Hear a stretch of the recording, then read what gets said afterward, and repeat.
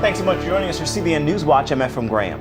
And I'm Caitlin Burke. Guilty on all charges. Wednesday, the jury handed down its verdict against the only surviving attacker in the Boston Marathon bombing trial. The jury now moves on to the next phase, sentencing. One guilty verdict after another, 30 times the word echoing in the courtroom. A jury of 7 women and 5 men holding 21-year-old Johar Tsarnaev accountable for the worst terrorist attack on American soil since September 11th. I'm amazed and grateful. I'm glad that they took time to go through everything. That same jury will now decide if he lives or dies. The defense team's strategy is to try and keep Tsarnaev off death row by arguing he fell under the evil influence of his older brother Tamerlan, an unconvincing claim for many. For myself, I want to see the death penalty. The sentencing phase could start as early as Monday and is expected to last a few weeks. But even as the victims of the Boston bombings begin to receive justice, Islamic terrorist ideology continues to be a growing threat, gaining converts around the world. In Spain, police have arrested 10 people for suspected links to the Islamic State. The arrest came after more than 300 officers conducted raids in the region of Catalonia in northeast Spain. Spanish authorities have arrested dozens of suspected jihadi militants and recruiters in recent years. Just last week, Catalonia police arrested 16-year-old twin boys who they believed were about to travel to Syria to become jihadi fighters. In Britain, 6 people arrested on suspicion of Syria-related terrorism offenses, all 6 only in their 20s. And here in the U.S., 4 men accused of plotting to recruit U.S. residents to fight for the Islamic State appeared in court for the first time Wednesday to face federal terrorism charges. Groups like ISIS continue to use Facebook and other social media to gain recruits, their methods already attracting thousands of radicals willing to fight or launch their own attacks. A television network in France has been hacked by a group claiming ties to the Islamic State. The hackers were able to cut transmission of 11 channels belonging to TV5 Monde network in Paris. The group also hacked social media accounts. The message on the website said, IMIS, with a banner bearing the group name, the Cyber Caliphate. A group with the same name hacked Newsweek's Twitter feed in February. French Foreign Minister Laurent Fabius says the government plans to, quote, not only deal with the situation, but also to get ahead of what the terrorists in their sick brain might have in mind. Iran's president says he wants economic sanctions lifted immediately following a nuclear deal, or he won't sign it. Today, President Hassan Rouhani made that announcement during a ceremony marking Iran's National Nuclear Technology Day. Iran and 6 world powers reached a framework agreement last week aimed at keeping Tehran from being able to develop a nuclear weapon. The deal is to be finalized by the end of June. Some Republican and Israeli lawmakers warn a nuclear deal with Iran could pose serious threats to the U.S. and Israel. Senator Rand Paul is working to build momentum in his newly launched presidential campaign, vowing to defeat the Washington machine. The second Republican to enter the race took his campaign to the early voting state of New Hampshire Wednesday. Washington is horribly broken. I fear it can't be fixed from within. We, the people, must rise up and demand action. I'll fight to keep the government out of your home, out of your business, and out of your church. David Brody brings us more about these first days of Rand Paul's campaign and his message for the American people.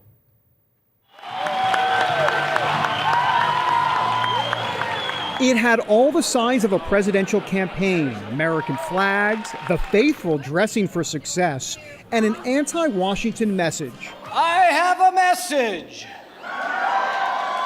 A message that is loud and clear and does not mince words.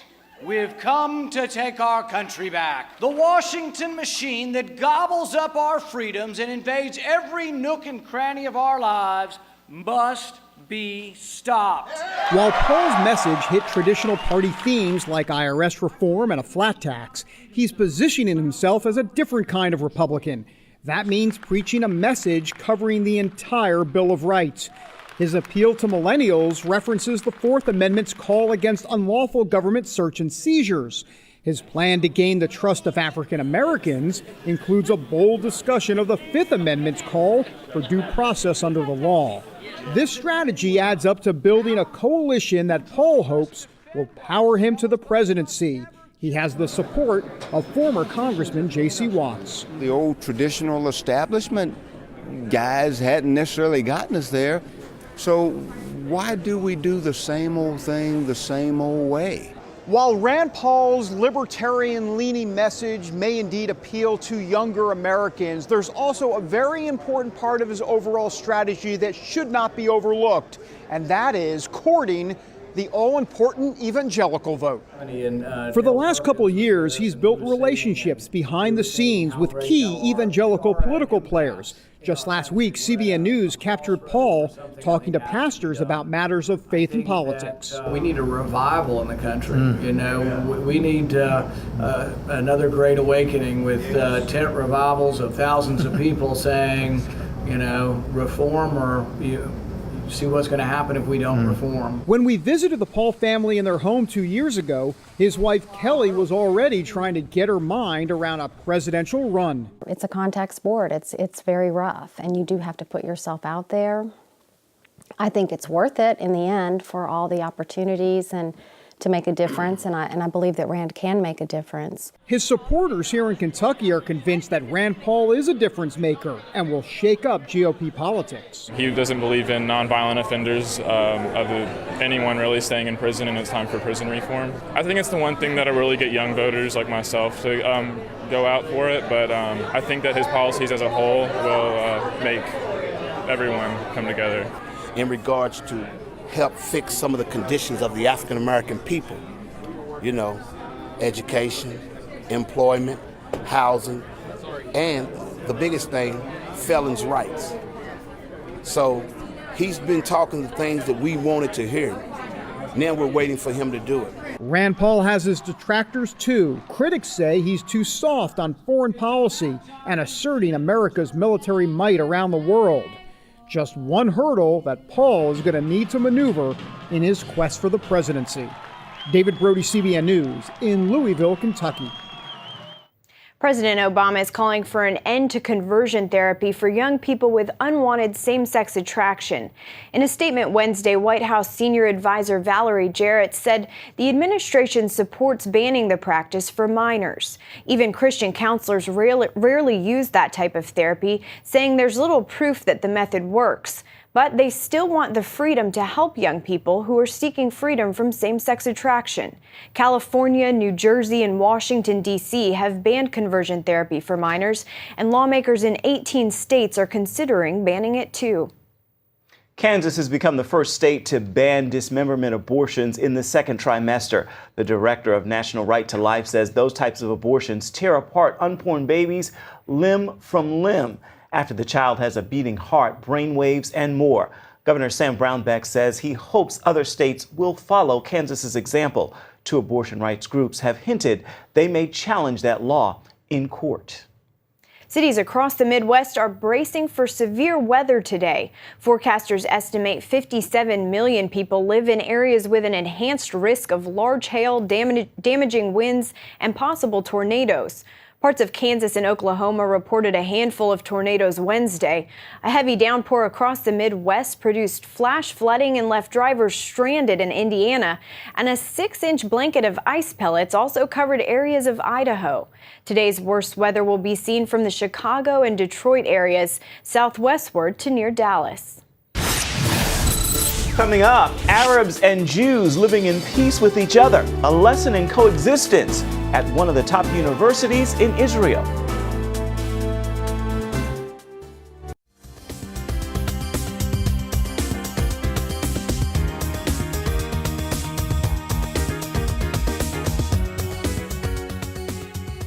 The Islamic State has released over 200 Yazidis that had been holding captive for the last 8 months. The freed captives went and called out to God as they were greeted by their families. There was no reason given for the mass release of captives, but a Peshmerga commander said most of them are in poor health and show signs of abuse and neglect. About 40 of those released are children, the rest are elderly. The Kenyan government is continuing its crackdown on individuals and groups suspected of financing Islamic terrorists. This week, Kenya froze the assets of dozens of companies and individuals with suspicious transactions. The crackdown comes after the deadly attack at Garissa University College last week that killed close to 150 people. Meanwhile, some relatives of those killed in the attack say they'll pray for the killers' forgiveness. The Archbishop of Nairobi is appealing for a process of compassion for the perpetrators. It's an outstanding university in the West Bank in Israel, where Israeli Jewish and Arab students work and study together. So why are European governments and the U.S. State Department boycotting it? Scott Ross brings us this story. This is Ariel University, located in the hills of biblical Samaria. Established in 1982, the school sought to improve higher education here, especially in the sciences, engineering, and health. We're standing in front of now a particle accelerator. Yes. What is the purpose of a particle accelerator? Does every home need one? You do have a little one in every home. Really? You have a microwave oven. Okay. And in the microwave oven, you have a little particle accelerator, and it creates the radiation. Professor Aharon Friedman told me there are only a few of these machines in the world.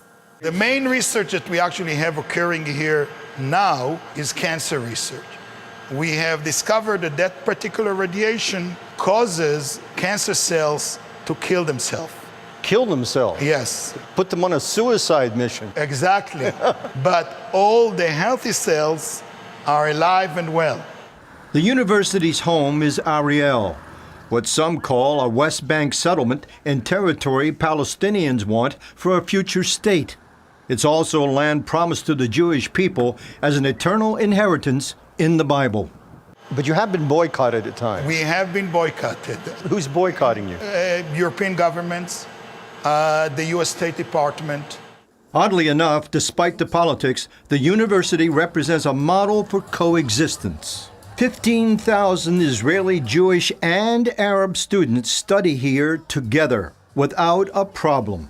I spoke with a variety of the students: Shira, a Jewish woman from New York; Efrat, a religious Israeli woman; Eli Ran, a reserve soldier; Yasser, an Israeli Arab; and Yossi, whose family immigrated from Ethiopia. Why did you choose to come to Ariel University? I was looking for where there's a good psychology program, something an eclectic student body, and I found it here. Okay, any of the rest of you? Why you? Because of the professional, of course, the professional department here, and especially in communication. The people here are so warm and happy, and the teachers too. It's a small university, so they can give a good care to every student they see.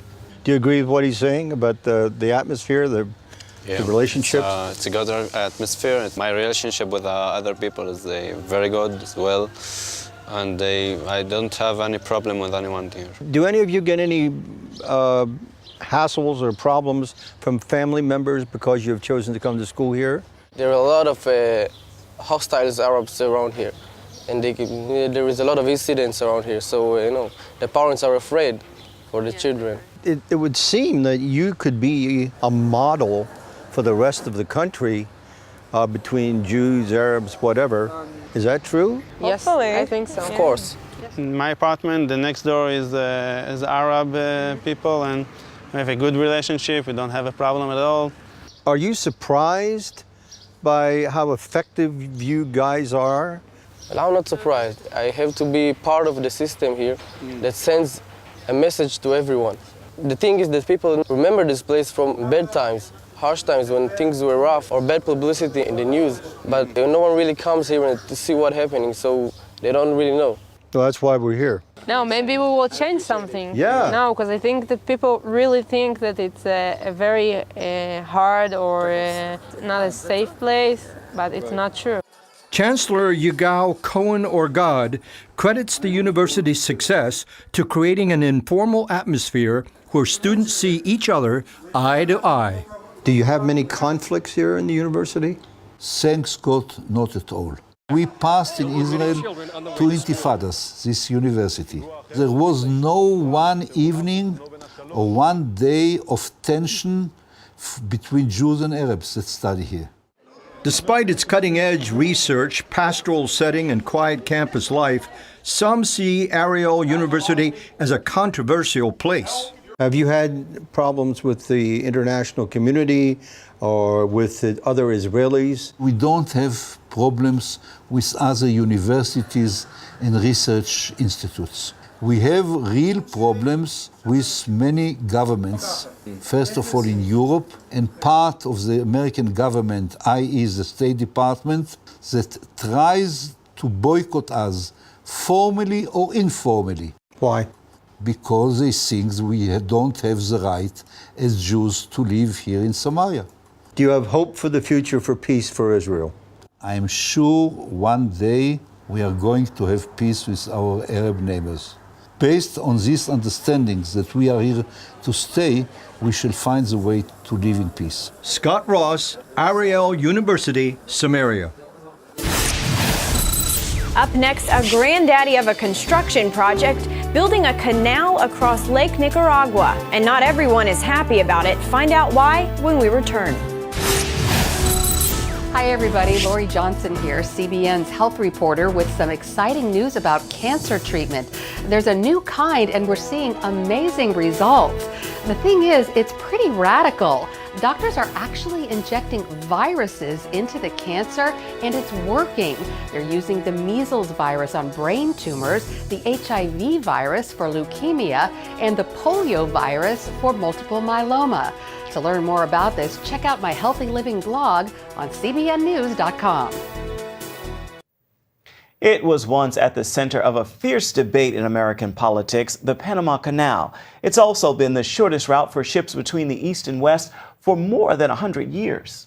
But now other countries are looking to get in the game. Chuck Holton brings us that story from Central America. More than 1 million ships have transited the Panama Canal since it first went into operation a century ago, and more than 14,000 vessels made use of the waterway last year. The historic passage continues as a vital link that brings products from all over the world to the American consumer and has turned Panama into one of the most prosperous countries in Central America. The builders of the Panama Canal never imagined it would carry the kind of traffic being seen today. The volume of international shipping has almost doubled in the last decade and is expected to continue to rise. To keep up with demand, Panama has been expanding the canal to accommodate larger modern ships. After 7 years and over $5 billion, the project is finally nearing completion. The whole project is scheduled to be finished by December 2015. Ilya Marotta is a vice president of the Panama Canal Expansion Program. Revenues will increase for the canal because we'll be able to put much bigger, larger ships through the new locks. And, we pay for cargo capacity of the vessels. So that will increase the revenues for the country. But now Nicaragua is looking to take some of that revenue for itself. A 50-year concession has been granted to build a canal across that country, one of the most ambitious and controversial construction projects of all time. Lake Nicaragua is the largest lake in Central America, over 16,000 square miles. And since the early 1800s, it's been a possible location for a canal to connect the two seas. Now it looks like that might actually happen. A Hong Kong company has secured the rights to build a canal across Nicaragua to compete with the one in Panama. And international shipping looks like it can support it. Nicaragua is currently one of the poorest countries in Central America, so the prospect of a canal to rival Panama's is appealing. But tens of thousands will be forcibly relocated from their homes in the path of construction, and that's just the start of the controversy. There is one problem with building the canal across Lake Nicaragua, and that's this island right in the middle of the lake. It happens to be an active volcano, and that's one of the reasons why they didn't build the canal here originally back in the early 1900s. Protesters say the canal will cause massive environmental damage to the country's jungles and water supply, not to mention the fact that the Nicaraguan canal would be more than 100 miles longer than the one in Panama. That means the excavation of more than 10 times the amount of earth ever removed from the Panama Canal. It's a very ambitious project. We believe it's going to be between $60 and $70 billion, even though they claim $50 billion. And we know for a fact that it will not be completed in 5 years. I mean, we are building something much, much, much smaller, and it's taking 8 years. If the Nicaraguan canal is successful, it will be a game changer, not only for this poor Central American country, but for global shipping in general. And despite the risks, most Nicaraguans are excited at the prospects. La juventud que está casi sin trabajo. The young people around here are practically without work. For this reason, there is much violence and crime. But I trust in my Lord that all of this will end. With this canal that is coming, everyone will have a job. Remember, every penny that comes from the canal is from abroad. It's not internal money that's being moved around, so it's a fresh injection of money to the country. Construction is now underway in Nicaragua. If successful, the new route will definitely represent competition for Panama. But between now and then, one Hong Kong company has a lot of digging to do. In Nicaragua, I'm Chuck Holton for CBN News. Some members of the North Carolina legislature say it's time to honor Billy Graham with a statue inside the U.S. Capitol. Every state has 2 statues inside the statuary hall at the Capitol, and states are allowed to make changes. A statue of Graham would replace one of a former governor with links to the white supremacy movement over a century ago. Graham is a native of North Carolina. The 96-year-old evangelist has preached in more than 185 countries and territories. He's also counseled some presidents and been a leader in the evangelical movement. And finally, a thankful note to get you inspired this Thursday. I had the pleasure of interviewing a champion bodybuilder this week who overcame the death of his father recently, also being sexually abused as a child and homeless as an adult. His name is Deshaun Wright. And when I asked him the secret of success, he told me this: I broke up with my fears, got engaged to my dreams, and married my goals. And that all came from a God who showed him how to put feet to his faith and get to work. Take the time to share that, what you're thankful for this Thursday. Use the hashtag CBN Thursday Thankful. We'll be looking for it. That's it for now on CBN NewsWatch. You can find more of our exclusive coverage of the issues you care about most at cbnnews.com. We'd love to hear what you think about the stories you've seen here today. Do it on Facebook or at CBN News on Twitter. We'll see you right back here tomorrow.